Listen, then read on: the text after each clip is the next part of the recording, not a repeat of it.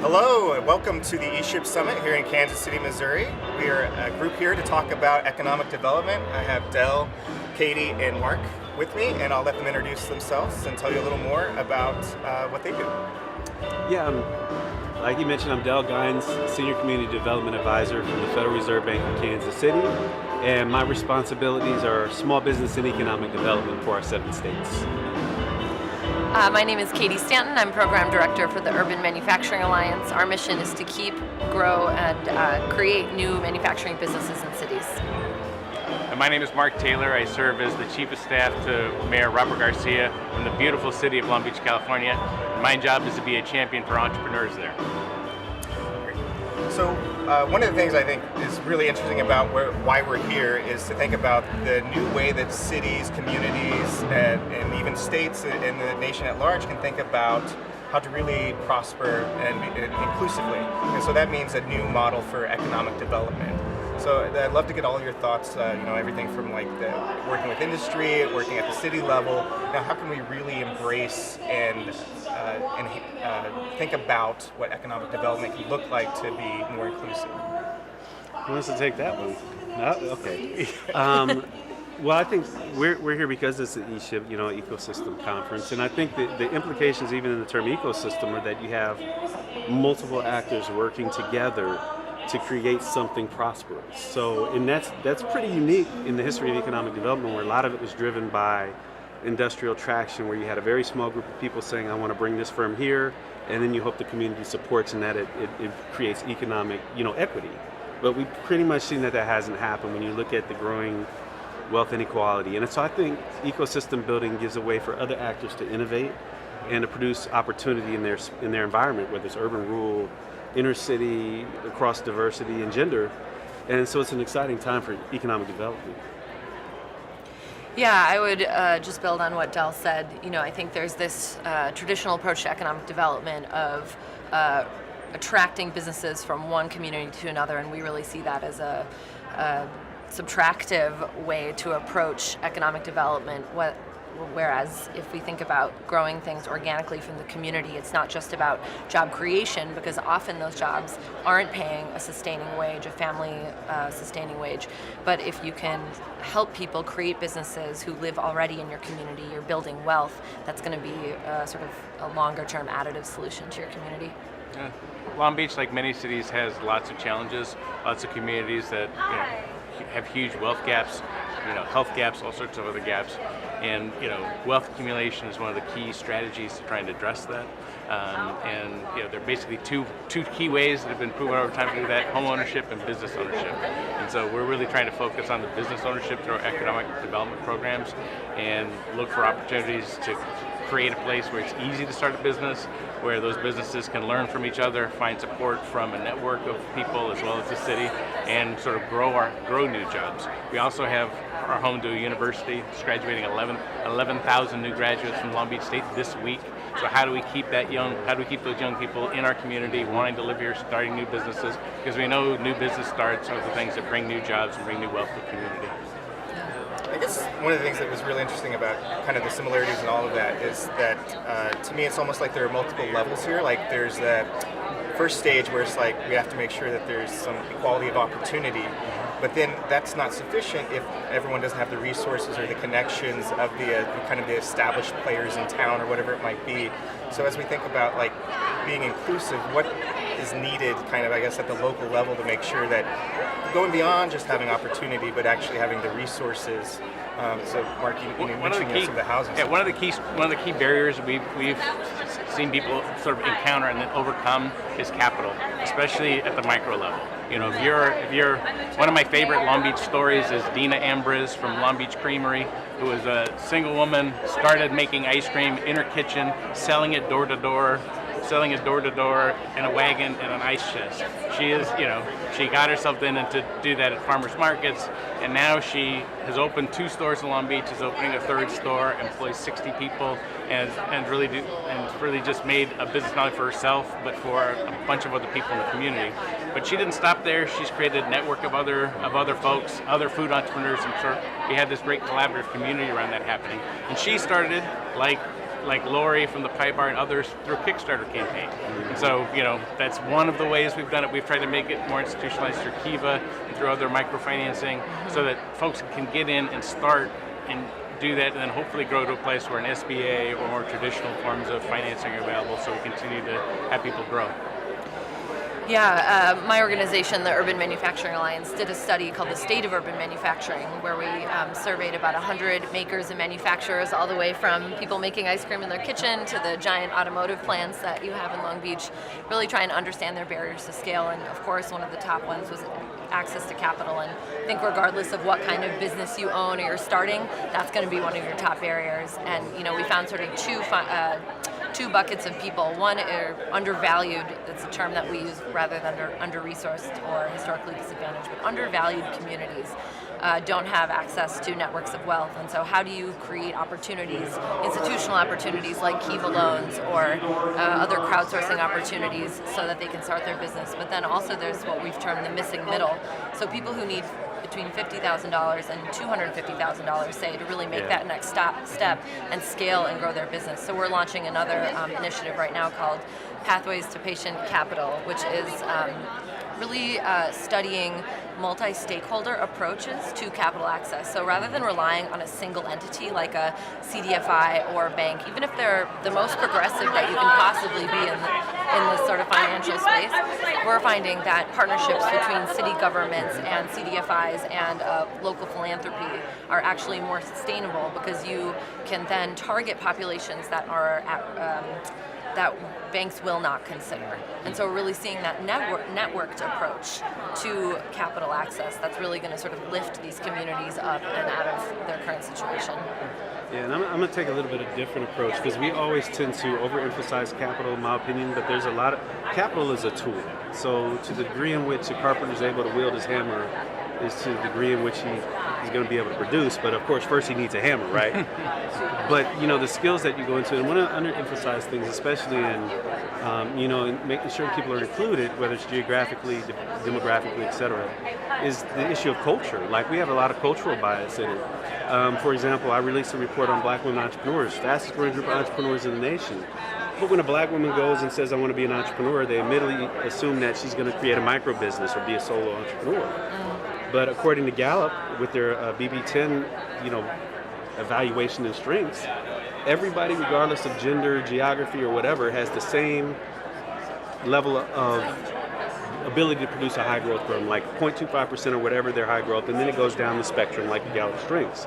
So if you're not seeing the same level of firms being produced in, let's say, a community of color as you are in a non-community of color, then you know that it's an environmental factor, because if Gallup's research is true, which I tend to believe is pretty accurate, then it's a systemic barrier and it's not a personal barrier. But yet we put on folks, well, you're Black or you're a woman and therefore you're going to be a solo or micro entrepreneur. Well, they have as much high growth potential as anybody else, but our systems kind of are steering people in a pathway. And then once we get them into that and we figure that out, of course, then we got to get to the capital, because women have I heard that it was only till the 1980s that women didn't have to have their husband co-sign on a business loan for them. 1980s. This is not that long ago. Yeah. So imagine the other barriers in the marketplace for women. So I think inclusion requires us to be reflective on how systems support and constrain various groups, and then we just reverse engineer and decouple them and be more intentional about how we solve those issues. Yeah, and that's no easy feat. I mean, you're like, it's simple. Okay, just do this. But how do you, like in Long Beach, you're saying you're taking a more inclusive and thoughtful approach to economic development. Like, how I think this ESHIP Summit is a great example of how that can sort of take a ripple or network effect to actually start having those conversations in your own community, because it's as easy as saying that, and then me sitting down in front of a bank officer versus you is going to get completely different results. And part of the way we're trying to solve that in Long Beach is by building women entrepreneurs, successful women entrepreneurs into our model, into the systems that we're building, so that they can help. So as they're examples, but they can also help troubleshoot, find other ways so that that doesn't become a barrier. You've got to look, you've got to face that square on, and just, Yeah, so intentionally recognizing systemic racism and sexism and everything that's existed in all of our city governments and in all of our governments, and creating programs specifically for those And types that of key people. word is, which is why I applaud what you're doing in Long Beach, is you all identify it. Right. Like you have people that refuse to identify it. You said, we've identified this and we know this is very critical to our economic productivity and long-term growth. And so we may not have all the answers, but we're applying intentionality right now to try to figure it out. And you would be amazed, there's not a lot of communities that you can even get to that point at this time. I think they will have to. Right. Or they're going to have their lunch eaten by Long Beach. Literally. Let's hope. But Coming for you, LA. Yeah, I absolutely applaud, Yeah. policymakers like you and your team for doing that, because it's not common yet. I think that's really touching on like if the entrepreneurial support structure in a community doesn't reflect the population of that community, then it's not being inclusive. And if you're pigeonholing people into certain types of businesses or industries, then you're clearly missing out on the opportunity for the homegrown entrepreneurs to really lift up the city. So what are some of the ways that the city's going to be a little more proactive about identifying opportunities for the entire population? One of the other key barriers that we haven't talked about is language. Something as simple as how we deliver information and how 42% of Long Beach population is Hispanic, Latino, another 13% Asian, predominantly a Cambodian population and a refugee population. So if we only deliver services in English, that we're missing a whole chunk of potential entrepreneurs. So we developed our BizPort app, which was the sort of online business portal to help businesses get from idea to launch and to starting. We developed it with that immigrant entrepreneur in Central Long Beach in mind. So we specifically did we had teams work to make sure the language was accessible, and then we translated it. So it's delivered in Spanish, it's delivered in Khmer, and we tried to make sure we had those business facilitators that happen in multiple languages. So we're not missing people, and we're making sure that even just at that basic level, the information is delivered, so the opportunity is there. It's not enough. I'm not leaning back and saying, "Woo, we translated something. We translated our app. That's it." But that's the sort of intentionality I think that you need to go to. Because if we're not thinking about the business on the Anaheim corridor that's likely going to be owned by a Latino or Cambodian entrepreneur, and we're not reaching out to those folks, they're going to get left behind. The folks who live in downtown on Pine Ave, and they'll be all right. They'll figure out how to navigate the system easier than these other folks. And if I'm building for those folks in mind, it's going to help, and it's going to help everyone at some level too. Yeah. I would say that, it's not just up to the city. There's so many community-based organizations in every place that conveners and like the city should really rely on, because they're the ones that are connecting with the community, that already have the community's trust, and who can really bring them along and uplift the stories and the programs and the organizations that are there. So I applaud what you're doing, and I think just to add on to it, it's all about creating relationships and building trust and understanding what's already going on in your community, because entrepreneurs are already hard at work, and you don't need to recreate the wheel every time you're starting a new program. I give you really brief story. So we released the Black Women's Business Owned Guide or report. And we've been socializing. And one of my colleagues pings me on our little internal pinging, and he says, "I'm going to share this report, to my colleagues up here in this other Fed." And he said, "Do you think that what you found in this report would be reflective of all women and minority women?" And I said, "No." And he said, "Well, what do you think are the experiences of these other demographic groups of women?" I said, "Well, how about you just ask?" I mean, because if we think about it, let's look at it from a business approach. If I build my customer avatar like we teach entrepreneurs, I'm trying to find what that person is experiencing at the given moment through their pathway. Like, we make a lot of assumptions of what a Cambodian female would need to start a successful business. And there are going to be overlaps, because there's some things that are relatively universal.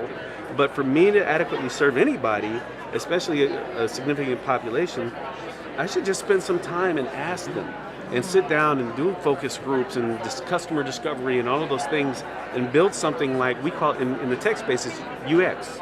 User experience models. This is how they design your iPhone to see how you're going to use it. Are you going to swipe this way or this way? Do you like swiping this way? All of that, and build it to the way you're going to use it. And I think that's the most appropriate way now as we evolve to begin to design our economic development strategies and entrepreneurship strategies with the user in mind, Right. informed by their deep feedback. It's human first. Human first. I like that.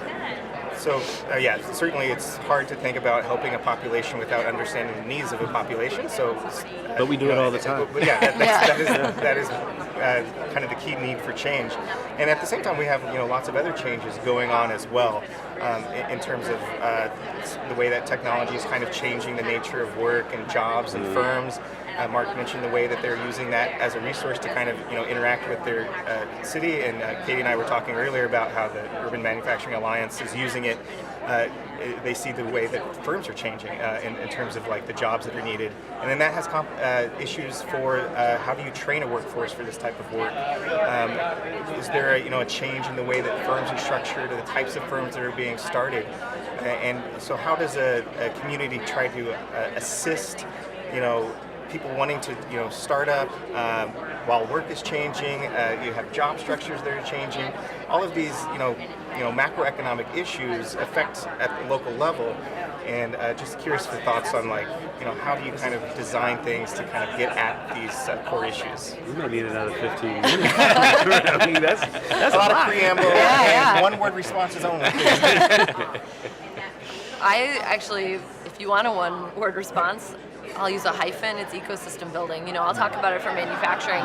Historically, we, talk about manufacturing as you need a high school diploma, you can walk on, or not even, and you can walk on a factory floor, get a really good paying job, and work your way up the career ladder. And that still exists in cities, and let's first just put that to rest, because it does exist. But there's sort of two prongs to my answer about manufacturing. I mean, first, it's if you want to create entry-level jobs that are keeping up with technology and that are competitive, you need to work with industry and workforce development and the city to make sure that those training programs are training the people who need jobs the most and getting them into those entry-level jobs with career ladders.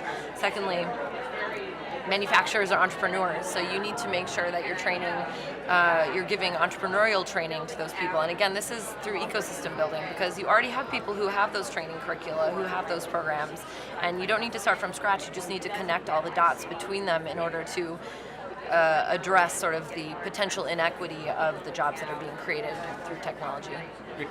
One of the approaches I think we need to do is teaching a different set of skills, because the reality is that somebody's going to walk in, start, Long Beach was built on high-wage manufacturing jobs from the 40s through the 90s. We had McDonnell Douglas, we had, the Navy, we had naval shipyards. That was exactly the prototypical manufacturing job, where you walked in, you got trained, you had a pension, you had health care, and you could, stay there 20, 30 years. Those jobs are hard to find anymore.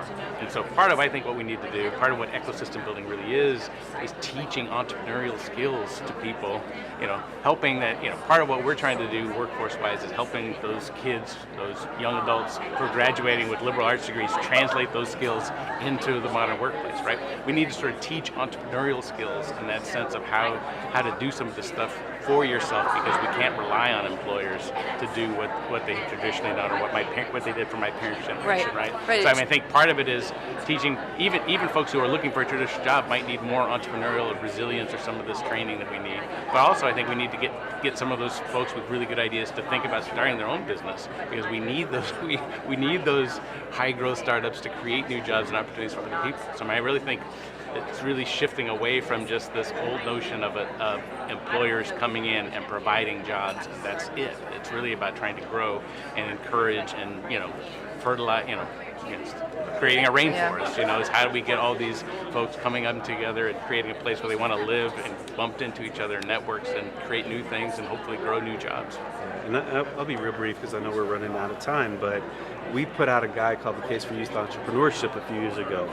And in it, one of the things that we said was that it's important that schools not just teach entrepreneurship, but be entrepreneurial themselves. So you need to create a culture of entrepreneurship within that institution so that it's normalized for the kid. Then we don't have to worry so much of it. We still have to put the training programs around them, but it's not we're trying to recreate in their mind something different after we trained them 13 years to be an employee. So that's an anchor right there. The second anchor, so everybody's, I get a little bit frustrated with the skies falling around AI and replacement. Like, we've had huge economic shifts before, and we've kind of done well, but one of the things I would argue is that if we're so worried about that, especially for low to moderate income populations and their job replacement, why don't we teach them how to be entrepreneurs so they own the production of the new AI, right? Like, so then we're building wealth for them, their family, and their community, versus saying, oh, you're just an employee, and if we have no utility for you in the labor market, then you're just out, right? So I think there's a lot of different ways to go for it, but I would say the same thing, because ecosystem building is broader than that. It starts with your talent pipeline. It starts with your industrial structure being sensitive to that and building the system around that to produce high growth entrepreneurs and opportunities. So. Yeah, and I don't think, automation is definitely a challenge and a threat, you could say, to businesses, but it's also an opportunity because the jobs that's creating are better paying, but you have to make sure that the workforce training and the entrepreneurial training is keeping up, because if we're expecting people to just walk on to or into a business office and apply for a permit with no understanding, I think we're setting them up to fail. All right, those are all the answers. So if you've been taking notes, Easy. it's easy to apply. We fixed it all. So you're welcome. But thanks so much for joining us, and you're from the eShip Summit.